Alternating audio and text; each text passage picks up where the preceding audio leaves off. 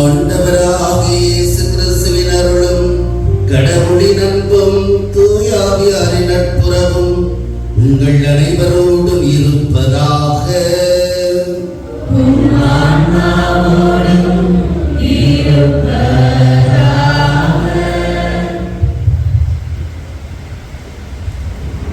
திருநீற்றுடன் திருப்பலி முன்னுரை.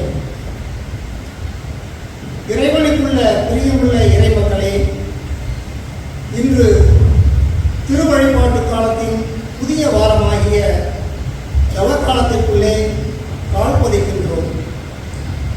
இப்பொழுதாவது உண்ணாமலும் இருந்து அழுது புலம்பிக் கொண்டு உங்கள் முழு இதயத்தோடு என்னிடம் திரும்பி வாருங்கள் எனும் யோபை இறைவாக்கினின் கூக்குரல் எம்மை ஒரு புதிய வாழ்வின் பாதைக்கு அழைத்துச் செல்கின்றது. தவக்காலம் சிலருக்கு கசப்பாக இருக்கிறது, பலருக்கு அது அருளின் காலமாக இருக்கின்றது. சிலர் அதை பற்றி சிந்திப்பதே இல்லை. ஆனால் பலர் அதை தமது வாழ்வின் அனுபவங்களோடு இறை அனுபவத்தை இணைத்து சிந்திக்கின்றனர். சிலருக்கு அது ஒரு சடங்காக இருக்கின்றது. ஆனால் பலருக்கு அது தியாகம் நிறைந்த காலமாக இருக்கின்றது. இன்றைய இறை வார்த்தைகள் எமது ஆன்மீக வாழ்வுக்கான புதிய பாடங்களை கற்றுத் தருகின்றது. இத்தவக்காலம் எம்மை நோம்பிருந்து ஜெபிக்க அழைக்கின்றது. எமது பாவங்களை திரும்பி பார்த்து மனம் வருந்தி அதற்காக பரிகாரம் தேட அழைக்கின்றது. ஆகவே நாளும் திருப்பலிக்கு செல்வோம், முழுமையான சிலுவை பாதையை செய்வோம், எளிமையாகவும் ஏழ்மையாகவும் வாழ பழகிக்கொள்வோம். கிறிஸ்துவின் பாடுகள், மரணம், உயிர்ப்பை பற்றி நாளும் சிந்திப்போம், தவம் செய்வோம், பிறருக்கு நிறைவாய் கொடுப்போம், முழுமையான பாவ சங்கீதம் செய்வோம், திரு யாத்திரைகள் செய்வோம், தியாகங்கள் பல புரிவோம். இந்த சிந்தனைகளோடு இப்புதிய தவக்காலத்தை ஆரம்பிப்போம். தீமைகளோடு போராடி வாழ்வுக்கான புதிய அர்த்தத்தை காண இறையருள் கேட்டு இப்பலியினூடே கொண்டாடுவோம். தூய மறை நிகழ்வை கொண்டாட வந்திருக்கும் நாம் நம்முடைய தகுதியற்ற நிலையை பார்த்து மனம் வருந்துவோம்.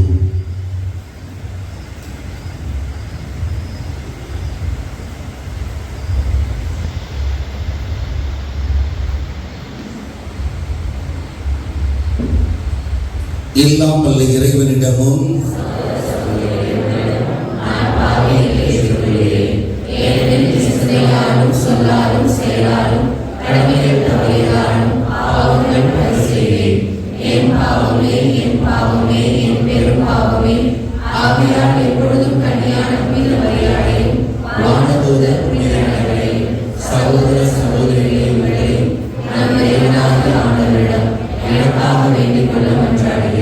எல்லாம் வல்ல இறைவன் நம் மீது இரக்கம் வைத்து நம் பாவங்களை மன்னித்து நம்மை நிலை வாழ்வுக்கு அழைத்துச் செல்வாராக.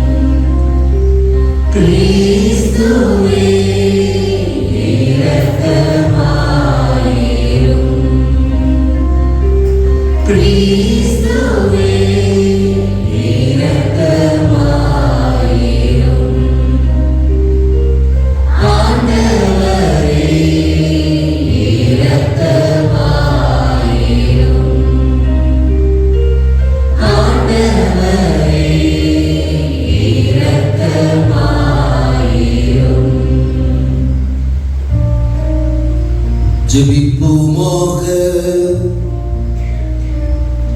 ஆண்டவரே, புனித நோன்புகளின் வழியாக கிறிஸ்துவ வாழ்வின் போராட்டத்தை தொடங்க எங்களுக்கு உதவி அருளும்.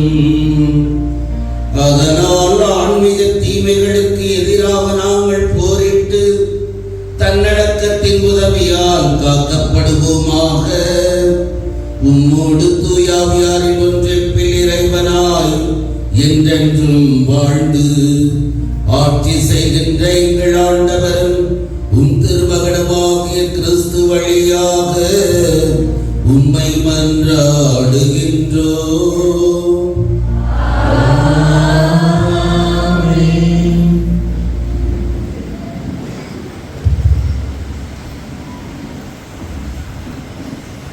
முதல் வாசகம். நீங்கள் உடைகளை கிழித்துக் கொள்ள வேண்டாம், இதயத்தை கிழித்துக் கொள்ளுங்கள். இறைவாக்கினர் யோவேல் நூலிலிருந்து வாசகம். அதிகாரம் 2, இறை வார்த்தைகள் 12 முதல் 18 முடிய. ஆண்டவர் கூறுகிறார், இப்பொழுதாவது உண்ணான் முன்பிருந்து அழுது புலம்பிக் கொண்டு உங்கள் முழு இதயத்தோடு என்னிடம் திரும்பி வாருங்கள். நீங்கள் உங்கள் உடைகளை கிழித்துக் கொள்ள வேண்டாம், இதயத்தை கிழித்துக் கொண்டு உங்கள் கடவுளாகிய ஆண்டவரிடம் திரும்பி வாருங்கள். அவர் அருள் நிறைந்தவர், இரக்கமிக்கவர், நீடிய பொறுமையுள்ளவர், பேரன்பு மிக்கவர், செய்ய கருதிய தீங்கை குறித்து மனம் மாறுகிறவர்.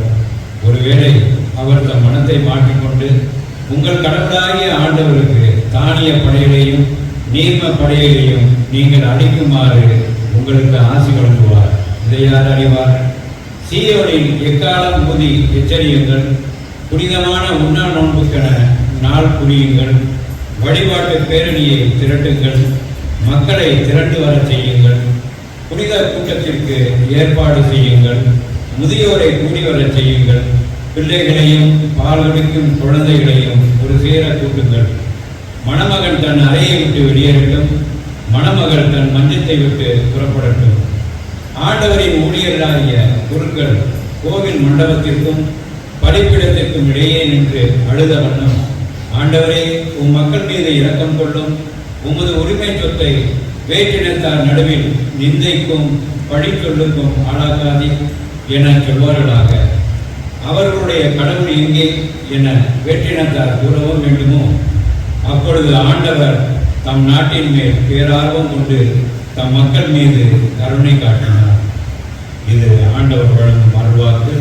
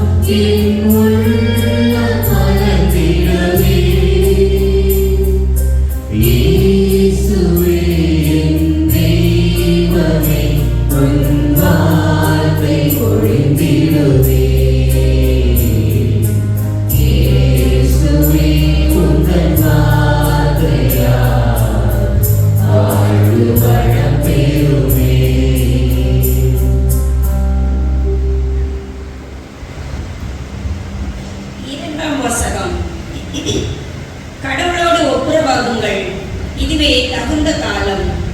திருத்தூதர் பவுல் கொரிந்தியருக்கு எழுதிய 2ஆம் திருமுகத்திலிருந்து வாசகம்.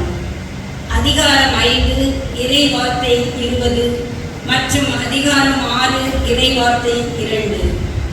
சகோதர சகோதரிகளே, நாங்கள் கிறிஸ்துவின் தூதுவர்களாய் இருக்கிறோம். கடவுளே எங்கள் வாயிலாக வேண்டுகோள் விடுக்கிறார். ஆகவே கடவுளோடு ஒப்புரவாகுங்கள் என்று கிறிஸ்துவின் சார்பில் நாங்கள் மன்றாடுகிறோம். நாம் கிறிஸ்து வழியாக தமக்கு ஏற்புடையவராகுமாறு கடவுள் பாவம் அறியாத அவரை பாவ நிலை ஏற்கச் செய்தார். நீங்கள் கடவுளிடமிருந்து பெற்றுக்கொண்ட அவரை வீணாக்க வேண்டாம் என அவரோடு இணைந்து உழைக்கும் நாங்கள் கேட்டுக்கொள்கிறோம். தகுந்த வேளையில் நான் உமக்கு பதிலளித்தேன், விடுதலை நாளில் உமக்கு துணையாய் இருந்தேன் என கடவுள் கூறுகிறார். இதுவே தகுந்த காலம், இன்றே மீட்பு நாள். ஆண்டவர் வழங்கும் அருள்வாக்கு.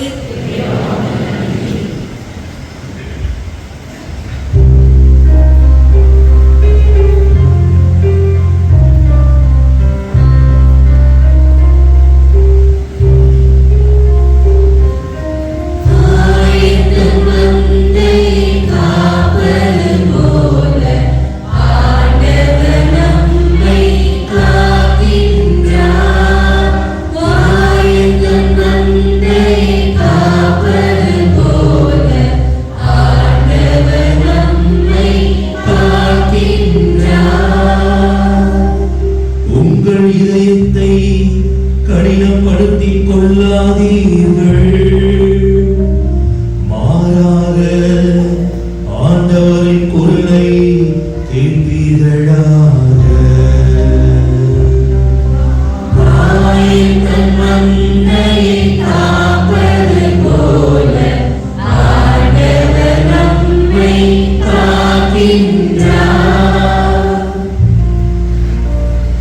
ஆண்டவர் உங்களோடு இருப்பாராக.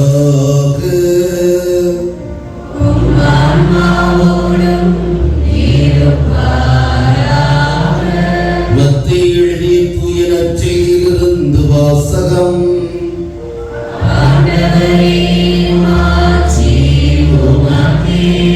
மத்தேயு எழுதிய நற்செய்தி 6ஆம் அதிகாரம் வாக்கியங்கள் 1 - 6 வரையும், தொடர்ச்சியாக 16 - 18 வரையும். அக்காலத்தில் இயேசு தம் சீடரை நோக்கி கூறியது: மக்கள் பார்க்க வேண்டும் என்று அவர்கள் முன் உங்கள் அறச்செயல்களை செய்யாதீர்கள். இதை குறித்து நீங்கள் எச்சரிக்கையாயிருங்கள். இல்லை என்றால் உங்கள் விண்ணக தந்தையிடமிருந்து உங்களுக்கு கைமாறு கிடைக்காது.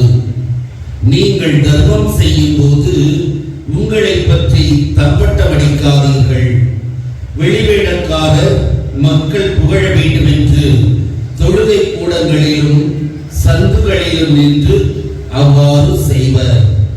அவர்கள் தங்களுக்குரிய கைமாறு பெற்றுவிட்டார்கள் என உறுதியாக உங்களுக்கு சொல்லுகிறேன். நீங்கள் தர்மம் செய்யும் போது உங்கள் வழக்கை செய்வது இடக்கைக்கு தெரியாதிருக்கட்டும். அப்பொழுது நீங்கள் செய்யும் தர்மம் மறைவாயிருக்கும். மறைவாய் உள்ளதை காணும் உங்கள் தந்தையும் உங்களுக்கு கைமாறு அளிப்பார். நீங்கள் இறைவனிடம் வேண்டும் பொழுது வெளிவேடக்காரரை போல் இருக்க வேண்டாம். அவர்கள் தொழுகை கூடங்களிலும் வீதியோரங்களிலும் நின்று கொண்டு மக்கள் பார்க்க வேண்டும் என இறைவேண்டல் செய்ய விரும்புகிறார்கள். அவர்கள் தங்களுக்குரிய கைமாறு பெற்றுவிட்டார்கள் என உறுதியாக உங்களுக்கு சொல்லுகிறேன். ஆனால் நீங்கள் இறைவனிடம் வேண்டும் பொழுது உங்கள் உள் அறைக்கு சென்று கதவை அடைத்துக் கொண்டு மறைவாய் உள்ள உங்கள் தந்தையை நோக்கி வேண்டுங்கள்.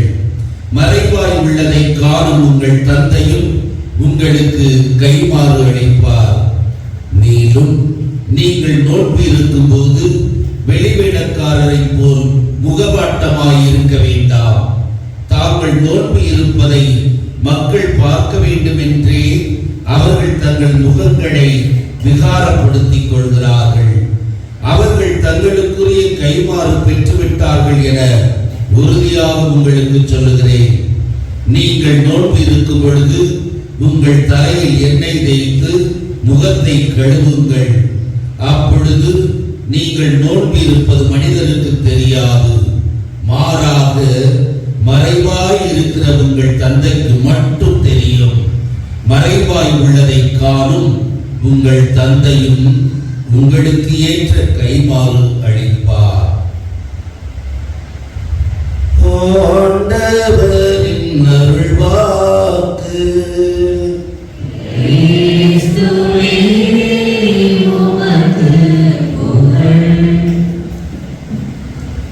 இயேசுவில் பிரியமான சகோதர சகோதரிகளே, அமெரிக்காவிலிருந்து அட்லாண்டிக் பெருங்கடலிலே 2000 கிலோமீட்டர் தொலைவிலே யாரும் திரும்பி வர முடியாத இடம் என்ற இடம் ஒன்று உள்ளது. அந்த இடத்திற்கு பல கப்பல்களும் விமானங்களும் சென்று அடைவதற்கு முயற்சி செய்து முடியாமல் போன நிலையிலே ஒரு ஏர்லைன்ஸ் மட்டும் அந்த இடத்திலே ஒரு சிவப்பு வண்ணத்தினால் ஒரு கோலை இட்டு இதை யாரும் திரும்ப முடியாத இடம் என்று எழுதி வைத்திருக்கிறது. எழுதப்பட்ட பின்னரும் பல கப்பல்களும் விமானங்களும் அங்கு சென்றவை திரும்பி வராத நிலையில் தான் இருந்து கொண்டிருக்கின்றன. இன்று திருச்சபையானது தவக்காலம் என்று ஒரு காலத்தை நமக்கு ஒதுக்கி இயேசுவின் பாடுகளை பற்றி தியானித்து யாருக்காக எதற்காக அவர் தன்னுடைய உயிரை துறந்தார் என்று சிந்தித்து பார்த்து அவர் எதற்காக தன் உயிரை சிலுவையில் கையளித்தாரோ அந்த நோக்கம் நிறைவேற இந்த காலமானது இறைவனால் நமக்கு கொடுக்கப்பட்டு நாம் பழைய வாழ்வில் இருந்து புது வாழ்வுக்கு வர வேண்டும் என அழைப்பு விடக்கூடிய நிலையிலே அந்த அருமையான இறைவன் தரும் அருளின் காலத்தில் அடியெடுத்து வைக்கிறோம், நெற்றியிலே சாம்பலை பூசி. இன்றைய முதல் வாசகத்திலே இறைவாக்கினர் யோவேல் அழகாக குறிப்பிடுகிறார், நீங்கள் முழு இதயத்தோடு இறைவனிடம் திரும்பி வாருங்கள் என்று. முழு இதயத்தோடு திரும்பி வருதல் என்பது யோனா ஆகமத்திலே நாம் பார்ப்பதை போல ஏதோ ஆடைகளை கலற்றிவிட்டு சாம்பல் பூசி கோடியில் நமது உடலை மூடிக்கொண்டு நோன்பிருந்து இறைவனுக்காக அல்லது எங்களுடைய மனமாற்றல் இதன் வழியாக என்று கூறுவதை காட்டிலும் முழுவதுமாக நாம் கொலேசியருக்கு எழுதிய திருமுகம் 5ஆம் அதிகாரத்தில் குறிப்பிடப்பட்டுள்ளது போல ஊனியல்பின் இச்சைகளிலிருந்து நம்மை மாற்றிக்கொண்டு இறைவனுடைய பக்கத்திற்கு வர வேண்டும் என அழைப்பு விடுப்பதுதான் யோவேல் இறைவாக்கினருடைய முழு இதயத்தோடு திரும்பி வாருங்கள் என்ற பண்பு. இந்த முழு இதயத்தோடு திரும்புதல் என்பது கலாத்தியருக்கு எழுதிய திருமுகத்திலே அழகாக குறிப்பிடுவது போல பரத்தமை, கெட்ட நடத்தை, காமவெறி, தீய எண்ணங்கள், பொறாமை, கோபம், சீற்றம், பிறரை ஏற்றுக்கொள்ளாததனம் என்று பல்வேறு விதமான நாம் செய்யக்கூடிய இந்த தீய செயல்களைத்தான் சின்னப்பர் அழகாக ஓடியல்பின் இச்சைகள் என்று சொல்கிறார். இவைகளிலிருந்து நம்மை மாற்றி வர வேண்டும் என்பதுதான் இங்கு யோவேல் இறைவாக்கினர் விடுக்கக்கூடிய அழைப்பு. முழு மனத்தோடு திரும்பி வருதல் என்பது வெளி அடையாளங்களால் நம்மை உடுத்திக் கொண்டு உள்ளே உள்ளதை அப்படியே வைத்து வாழ்வதல்ல, மாறாக உள்ளே உள்ளவைகளை, உள்ளத்தில் உள்ளவைகளை நாம் அனைவரும் களைந்து புதிய வாழ்வை பெறுதல் என்பதுதான் முழு இதயத்தோடு திரும்பி வருதல். முழு இதயத்தோடு திரும்பி வருவதற்கு இறைவன் அழைப்பு விடுப்பதற்கு காரணம் என்ன என்பதை யோவேல் இறைவாக்கினர் அழகாக குறிப்பிடுகிறார். ஒன்று, நாம் இறைவனின் பிள்ளைகள், அவரால் தாயின் கருவில் உருவாக்கப்பட்டவர்கள், அவரால் இவ்வுலகிற்கு கொண்டு வரப்பட்டவர்கள், அவரால் நாம் இன்று வரை வாழக்கூடிய உயிரிய கொடையை பெற்றவர்கள். இந்த சூழலிலே அவர் நம்மை விட்டு பிரியாத நிலையிலே அவருடைய பிள்ளைகளாக இருக்கும் நாம் என்றும் அவருடைய பிள்ளைகளாக இருக்க வேண்டுமே தவிர, ஊதாரி மகன் உவமையிலே லூக்கா செய்தியிலே குறிப்பிடுவது போல தந்தையின் அன்பிலிருந்து நம்மை பிரித்துக் கொள்ள கூடாது என்ற ஒரு எண்ணத்திற்காக இறைவன் நம்மை முழு இதயத்தோடு திரும்பி வர சொல்வதாக யோவேல் இறைவாக்கினர் குறிப்பிடுகிறார். ஆக முழு இதயத்தோடு நம்மை திரும்பி வர அவர் கூறுவதற்கு காரணம், நாம் ஒவ்வொருவரும் அவருடைய பிள்ளைகள், அவருடைய கையில் ஒப்படைக்கப்பட்டவர்கள், அவரின்றி எதுவும் அசையாது என்ற பழமொழிக்கு ஏற்ப அவரால் மட்டுமே நாம் இயங்கக்கூடியவர்களாக நாம் இருக்க வேண்டும் என்பதற்காக என்னிடம் திரும்பி வாருங்கள், பின்னே சென்றாலும் என்னை விட்டு தூர சென்றாலும் நீங்கள் என்னோடு இருக்க வேண்டும் என்பதற்காக இந்த தவக்காலமானது யோவேல் இறைவாக்கினர் வழியாக நமக்கு அழைப்பு விடக்கூடியதாக இருக்கிறது. எனவே யோவேல் இறைவாக்கினரின் வாக்கின்படி நாம் கடவுளுடைய மக்களாய் இருக்கும் நிலையிலே அவரை தேடி வரக்கூடிய மக்களாக, பழையவற்றை விட்டுவிட்டக்கூடிய மக்களாக இருக்க வேண்டும் என்பது முதல் செய்தியாக நமக்கு கொடுக்கப்படுகிறது. இரண்டாவது, அவர் அருள் மிக்கவர், இரக்கமிக்கவர், நீடிய பொறுமை உள்ளவர், பேரன்பு மிக்கவர், செய்ய கருதிய தீங்கை குறித்து மனமாற்ற அழைப்பு விடுக்கக்கூடியவர்.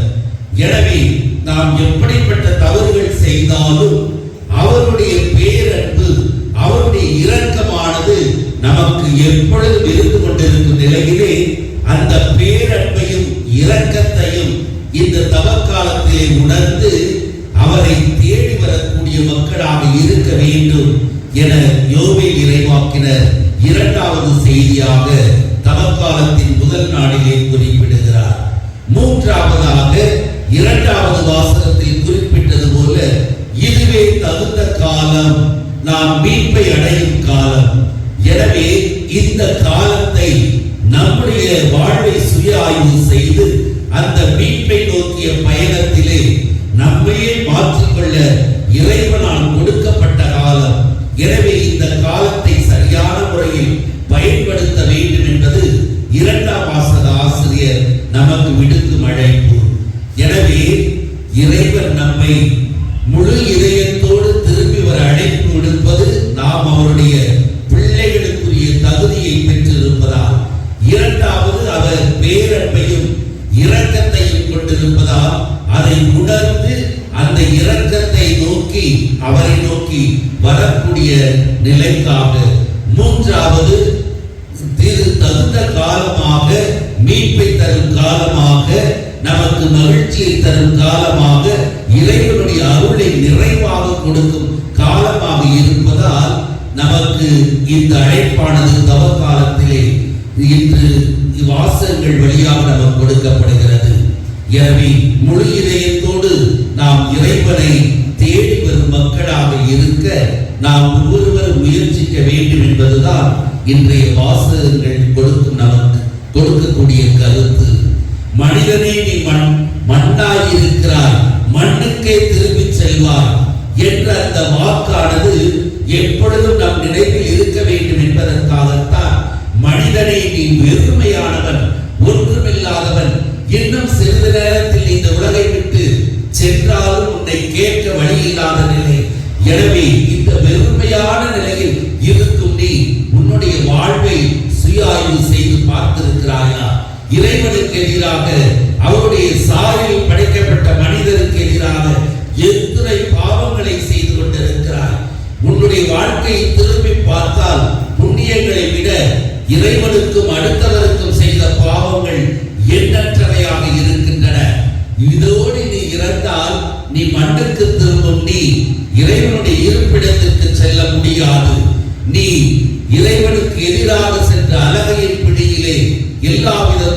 துன்பங்களையும் நீ அனுபவிக்க நேரிடும் என்று இன்றைய நாளிலே நம்முடைய நெற்றியிலே இப்பொழுது சாம்பலானது பூசப்பட்டு நீ வெறுமையின் அடையாளம். இந்த வெறுமையை நீ யோசித்து பார்த்து உன்னுடைய வாழ்வை புதுப்பித்துக் கொள் என்பதுதான் தவக்காலத்தின் முதல் நாளாக இன்று இறைவன் நமக்கு கொடுக்கும் கருத்து. இவைகளை மனதில் கொண்டவர்களால் இறைவன் திருப்பி வருவதற்கு நமக்கு அழைப்பு விடுக்கிறார். அதுவும் முழு இதயத்தோடு. இந்த முழு இதயத்தோடு திரும்பி வரும் நாம் நம்முடைய பாவங்களை விட்டொழித்து விட்டு அவருடைய பேரன்பையும் இரக்கத்தையும் பெற வேண்டும் என்றால், தகுந்த காலமாகிய மீட்பை பெற வேண்டும் என்றால், நாம் செய்யக்கூடிய இந்த தவக்காலத்தில் செயல்கள் 3 என்பதுதான் இன்று வாசிக்கப்பட்ட நற்செய்தி. 1 நோன்பு, 2வது தர்மம், 3வது ஜெபம். இவைகளை திருச்சபையானது நமக்கு கொடுத்து இந்த 3ஐயும் பெற்று நாம் முழு இதயத்தோடு இறைவனிடம் திரும்பி வருவதற்கு திருச்சபை நமக்கு வழிகாட்டி இருக்கிறது.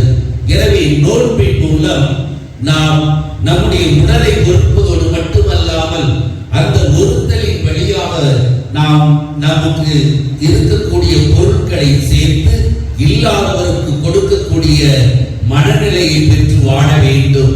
2வது தர்மம். நம்மிடம் உள்ளதை வைத்து உள்ளத்திலிருந்து பிறருக்கு கொடுக்கும் மனநிலை இந்த தவக்காலத்தில் இருக்க வேண்டும். 3வது ஜெபம். பல்வேறு விதமான பக்தி முயற்சிகள் முன்னுரையிலே குறிப்பிட்டது போல சிலுவை பாதை, ஜெபமாலை, திருப்பயணங்கள், திருப்பலி என்று பல்வேறு விதமான பக்தி முயற்சிகள். இவைகளெல்லாம் இறைவனிடம் நம்மை முழு இதயத்தோடு கொண்டு செல்லக்கூடியவைகள். இவைகள் 3ஐயும் இந்த தவக்காலத்தில் கடைபிடிக்க வேண்டும். அவைகளே நாம் இந்த அருளை பெறுவதற்கு நம்மை தயாரிக்கிறோம் என்பதன் அடையாளங்களாக இருந்து கொண்டிருக்கின்றன. அதுபோல முழு இதயத்தோடு இறைவனை நோக்கி சென்று கொண்டிருக்கிறோம். செல்வதற்கு தகுந்த வழிகள் என திருச்சபை குறிப்பிட்டிருக்கிறது. எனவே இந்த தவக்காலத்தில் இவைகளை நமதாக்குவோம். குறிப்பாக சிலுவை பாதைகளில் கலந்து கொண்டு இறைவனுடைய பாடுகளை, இறைவனுடைய இறப்பை சிந்திப்போம். எதற்காக?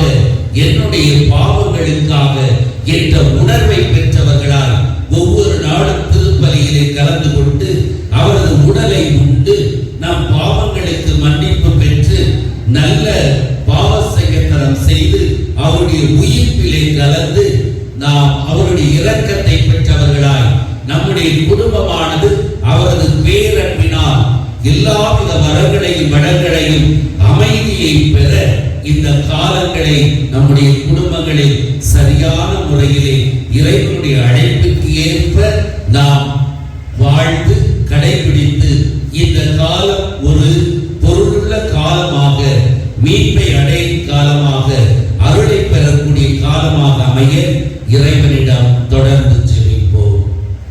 இப்பொழுது சாம்பலானது மந்திரிக்கப்படுகிறது.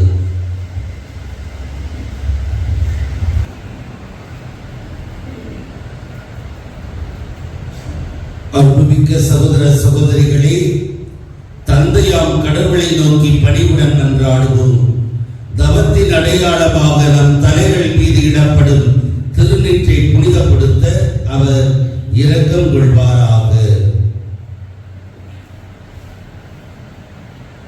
இறைவா, பாவிகளின் இறப்பை அன்று மாறாக அவர்களின் மனமாற்றத்தையே விரும்புகின்றேன். எங்கள் மன்றாட்டுக்களை கனிவுடன் கேட்டருளும். எங்கள் தலைகள் மீது பூசப்பட இருக்கின்ற இச்சாம்பலை மது பரிவிரத்திற்கு ஏற்ப புனிதப்படுத்த திருவிழம் கொள்வீராக.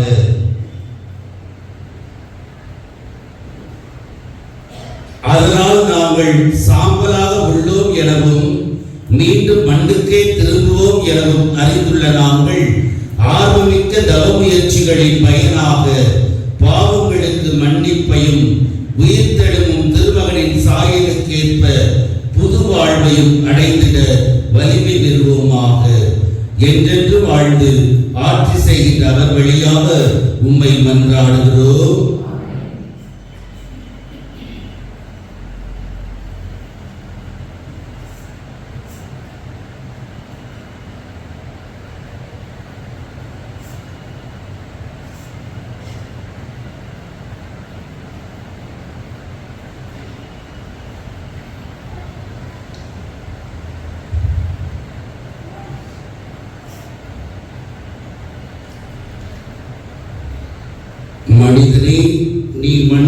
இருக்கின்றாய், மண்ணுக்கே திரும்புவாய்.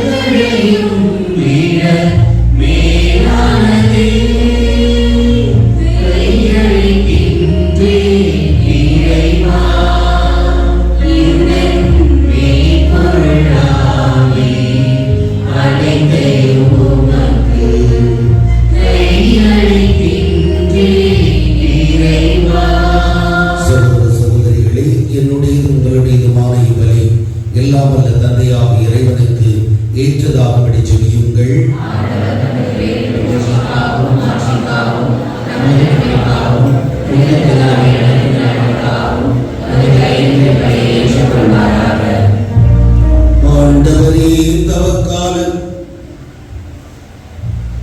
ஆண்டவரே தவக்கால தொடக்கமாக மையும் பலியை சிறப்பாக ஒப்பு கொடுக்க உம்மை வேண்டுகின்றோம்.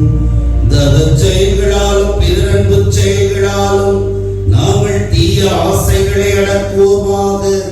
இவ்வாறு பாவத்திலிருந்து தூய்மை பெற்று உன் திருமகனின் பாடுகளை ஆர்வமுடன் கொண்டாட தகுதி உள்ளவர்களாய் திகழ்வோமாக. என்றென்று வாழ்ந்தாட்சி செய்கின்ற அவர் வழியாக உம்மை மன்றாடுகின்றோம்.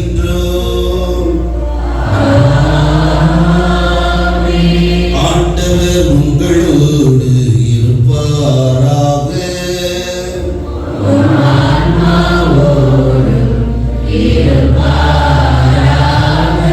இதயங்களை மேலே எழுப்புங்கள்.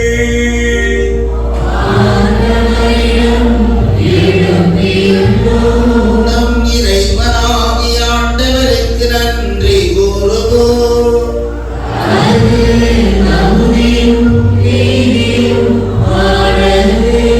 ஆண்டவரே, தூயவரான தந்தையே, என்று வாழ்வில்லாமல் இறைவா, எங்கள் ஆண்டவராகிய கிறிஸ்து வழியாக எந்நாளும் எவ்விடத்திலும் நாங்கள் உமக்கு நன்றி செலுத்துவது மெய்யாகவே தகுதியும் நீதியும் ஆகும். எங்கள் கடமையும் மீட்புக்குரிய செயலும் ஆகும். ஈரனில் மது பேருளாகும் நம்பிக்கையாளர் மன தூய்மை பெற்று ஆண்டுதோறும் பாஸ்கா விழாவின் மறைபொருட்களை மகிழ்ச்சியுடன் எதிர்பார்த்திருக்க செய்கின்றேன். அதனால் பக்தியுள்ள வேண்டல்களிலும் அன்பு செயல்களிலும் அவர்கள் மென்மேலும் ஈடுபட்டு தங்களுக்கு புத்துயிர் அளிக்கும் மறை நிகழ்வுகளில் பங்கு கொண்டு பிள்ளைகளுக்குரிய அருளை நிறைவாக பெறச் செய்கின்றேன்.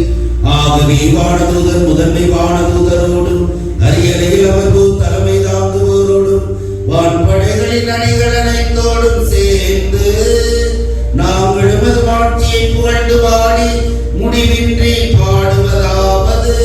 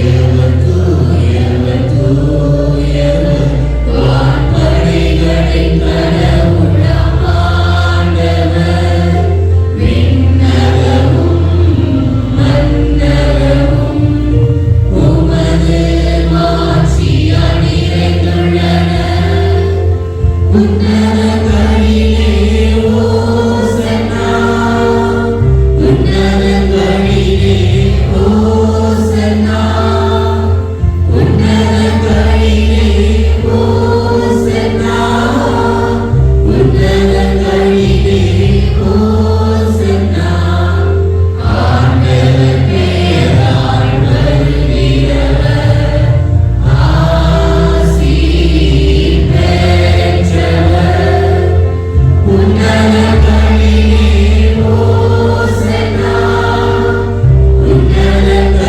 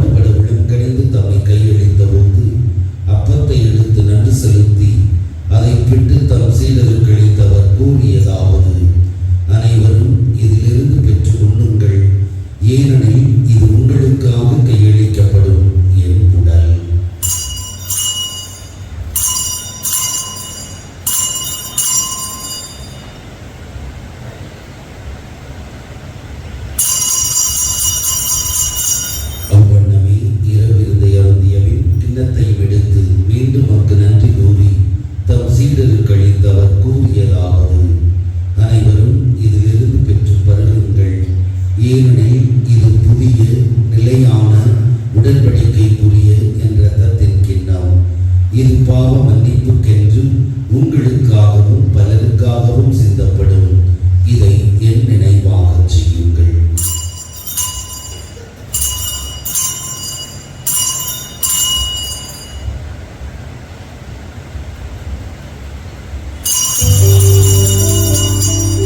நம்பிக்கையின் மறைபொருள்.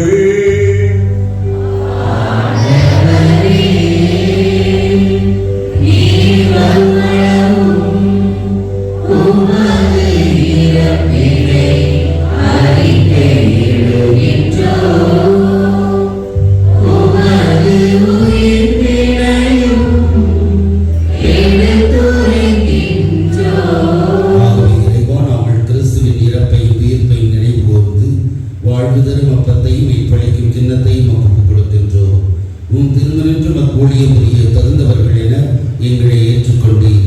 எனவே உமக்கு நன்றி செலுத்துகிறோம். மேலும் கிறிஸ்துவின் உடலிலும் இரத்தத்திலும் பங்கு கொள்ளும் எங்களை தூய ஆவியால் ஒன்று சேர்க்க வேண்டும் என உம்மை தாழ்மையுடன் மன்றாடுகிறோம். ஆண்டவரே, உலகெங்கும் பரவியிருக்கும் அது திரு அவை நினைவு கூர்ந்தருளும். எங்கள் திருத்தந்தை பிரான்சிஸ், எங்கள் மறைமாவட்ட பரிபாலகர் அஞ்சலி சாமி, எல்லா திருநிலையினராகிய அனைவரோடும் மது திரு அவை அன்பில் நிறைவேறச் செய்தருளும். உயிர்த்தெழு எதிர்நோக்குடன் துயில் கொள்ளும் எங்கள் சகோதர சகோதரிகளையும் இறந்தோர் அனைவரையும் இரக்கத்துடன் நினைவு கூர்ந்து மது திருமுக வழியில் ஏற்றருளும். எங்கள் அனைவர் மீதும் இரக்கமாயிரும். கடவுளின் கன்னித்தாயான புனித மரியா, அவருடைய கணவரான புனித யோசேப்பு, புனித திருத்தூதர்கள், இவ்வுலகில் முக்குவந்தவராயிருந்தோம் ஆகிய புனித அனைவருடனும் நாங்கள் நிலைவாழ்வில் பங்கு கொள்ளும் தகுதி பெற்று உன் திருமகன் இயேசு கிறிஸ்து வழியாக உம்மை புகழ்ந்தேத்து மரமருள மன்றாடுகிறோம். இவர் வழியாக இவரோடு இவரை எல்லாம் வல்ல இறைவராகிய தந்தையே, தூய ஆவியாரின் ஒன்றைப்பில் எல்லா புகழும் ஆட்சியும் என்றென்றும் உமக்கு உரியதே.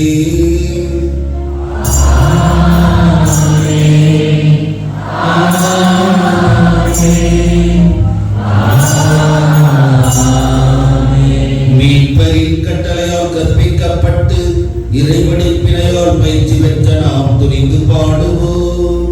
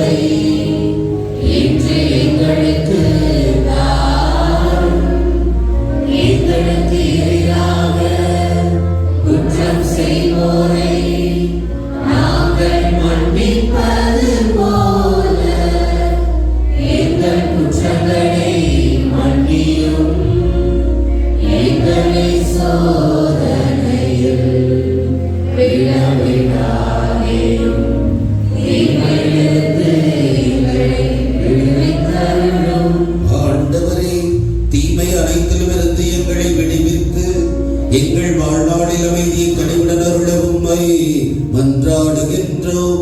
உமது இரக்கத்தின் உதவியால் நாங்கள் பாவத்தில் இருந்து எப்போதும் விடுதலை பெற்று யாதொரு கலக்கமும் இன்றி நலமாயிருப்போமாக.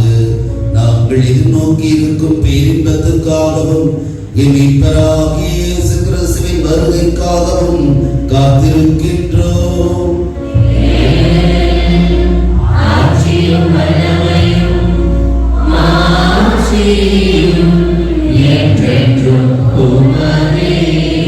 ஆண்டவராகிய இயேசு கிறிஸ்துவே, அமைதியை உங்களுக்கு விட்டுச் செல்கிறேன், என் அமைதியையே உங்களுக்கு அளிக்கிறேன் என்றும் திருத்தூதர்களுக்கு மொழிந்தீரே.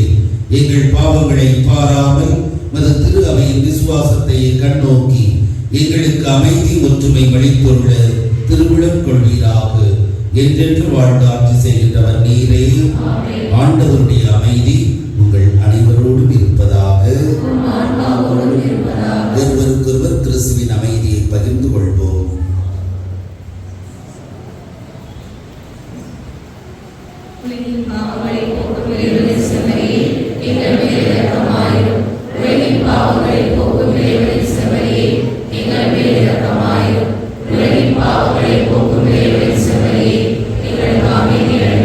ஆண்டவராகிய இயேசு கிறிஸ்துவே, நாம் கொள்ளும் திருவுடலும் இரத்தமும் என்னை நீதி தீர்ப்புக்கும் தண்டனைக்கு உள்ளாக்காமல் பரிவிரக்கத்தால் என் உள்ளத்திற்கும் உடலுக்கும் பாதுகாப்பளித்திடும் அருமருந்தாக புரியும்.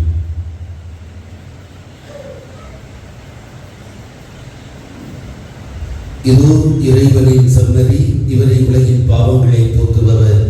செம்மறியின் விருது கிழக்கு பெற்ற நாம் அனைவரும் பெயர் பெற்றோர்.